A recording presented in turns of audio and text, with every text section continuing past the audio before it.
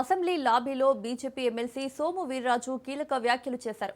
YCP వాళ్లు 420 కాబట్టే నెయ్యిని 320కి కొన్నారని తీవ్ర స్థాయిలో వ్యాఖ్యలు చేశారు.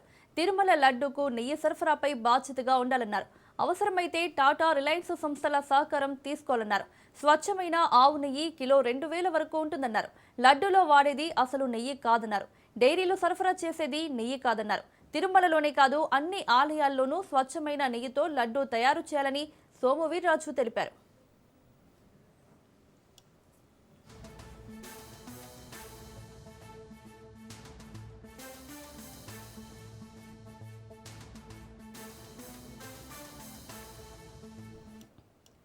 అసెంబ్లీ లాబీలో బీజేపీ ఎమ్మెల్సీ సోము వీర్రాజు కీలక వ్యాఖ్యలు చేశారు.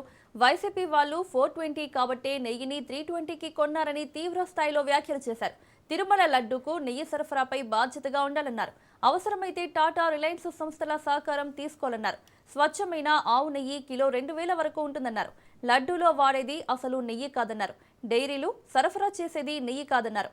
తిరుమలలోనే కాదు అన్ని ఆలయాల్లోనూ స్వచ్ఛమైన నెయ్యితో లడ్డూ తయారు చేయాలని సోము వీర్రాజు తెలిపారు.